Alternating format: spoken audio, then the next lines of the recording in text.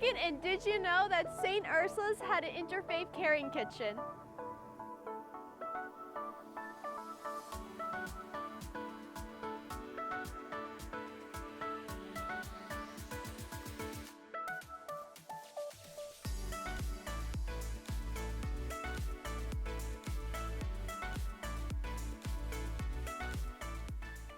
Can you guys please introduce yourselves? Okay, my name is Michael Gavin. I'm a volunteer with the Interfaith Caring Kitchen. Used to be one of its coordinators, and the current coordinator from the church side is Sean Christensen. My name is Hassan Alcodor.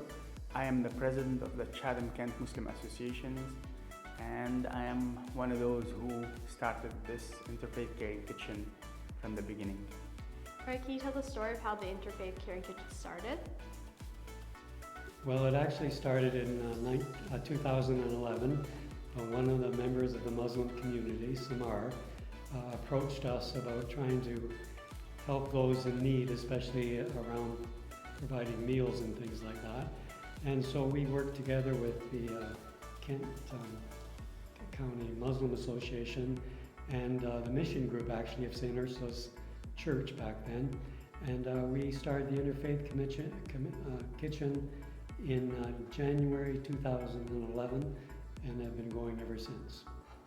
What do you serve as your meals? Well, normally our meals are quite a variety.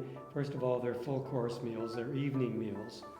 A lot of soup kitchens are operating at lunchtime and they have sandwiches and soup, which is good. But our meals are usually things like lasagna or other full course meals. Last week we had corn on the cob and hamburgers. We're going to have chili coming up as well. So pretty substantial meals, and we have a variety of cooks who come in and prepare those. Where do you serve your meals?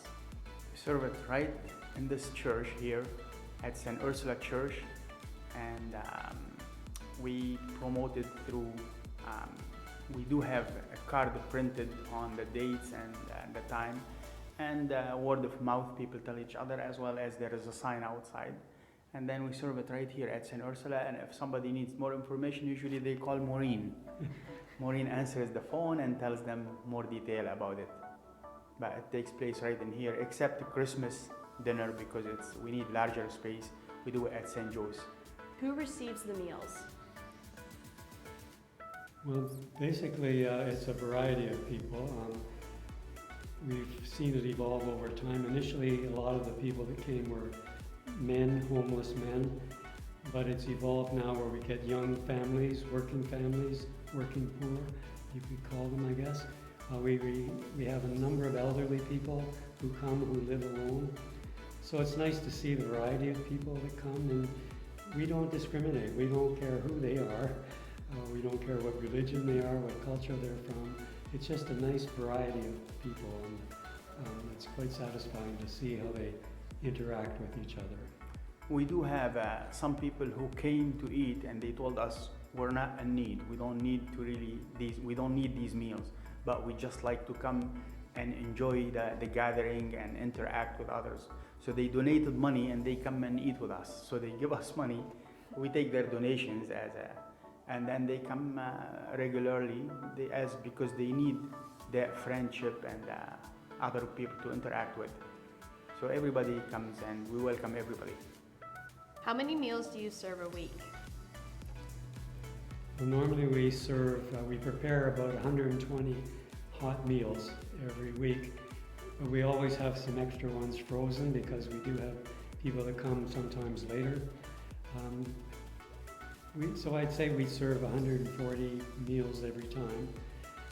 I think over the 11 or 12 years we've been operating, we've provided 25,000 meals or more. So it's quite a substantial number. And yeah, we have a number of cooks to help us. We do not do it every week though. We do it twice a month. First Wednesday and third Wednesday, just to make sure people don't read it wrongly. How much of an impact do you think the Interfaith Caring Kitchen has made on other people? Well, I think on a number of levels. I think that's a very good question. Certainly the people that come, we find that they develop friendships among each other that normally they may not have. And so they obviously are the first people that benefit from the Interfaith Caring Kitchen. But amazingly, the ones that benefit also are the volunteers, because we have volunteers from different faiths, the Muslim faith, the Christian faith, and people from other denominations, and people who don't believe in anything actually, except wanting to help. And Hassan always is one to promote the fact that, and I'll let you do that, we're just human beings. And so the volunteers really benefit as well. You know, since we started this soup kitchen, I see many people sometimes in the supermarket, hey, Hassan! So they know me by name just because of this soup kitchen. So it does create a friendship, and people get to know each other more, because we're a small community. So when people see you in a place and they see you more often in the same place, so they get to know you by name even, because we do have a tag name.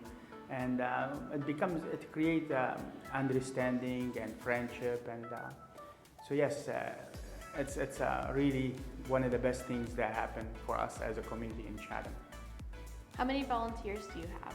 Well, the number of volunteers has begun to vary a little bit, because we used to serve cafeteria style, which required quite a few volunteers. But now, because of COVID and other limitations, we only provide takeout meals, so we don't need as many volunteers.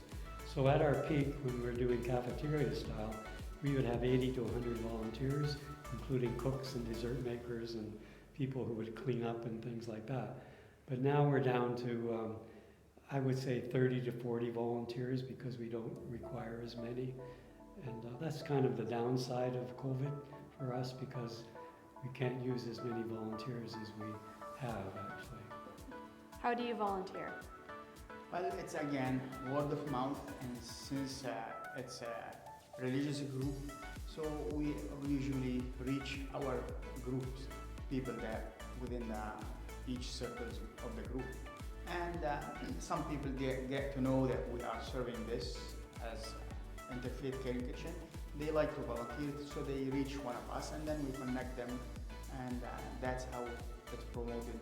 And also we do have a student program that some of the high school were running this program through different schools. They bring as students for the community, serving? Yeah. For their hours. They're supposed to put 40 hours to finish their high school. Something like that. So, yeah. so they come and, but we definitely depend on our group volunteer. Is there anything else you guys like to say? Well, just final things, as we said before, you know, serving poor and needy, it's a must on all human beings, not just a religious group, but certainly as a people of faith, whether it's Christians, Jews, or Muslims, we're supposed to be really responsible for this issue. God commended all these people who believe in Him to share with others. And I remember a story in the Bible that one person asked Jesus if we see a poor man hungry, should we just pray for him? He said, will the prayer give him food? You're supposed to go and help him and able to really, whether he needs a clothes, you need to go and there is also another parallel in the Bible, and it's in Islam as well.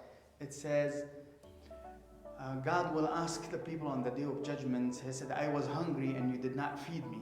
He said, oh God, oh Lord, how could you be hungry? You are the one who provide to all human. He said, one of my people, one of my creations were hungry and you did not go and feed him.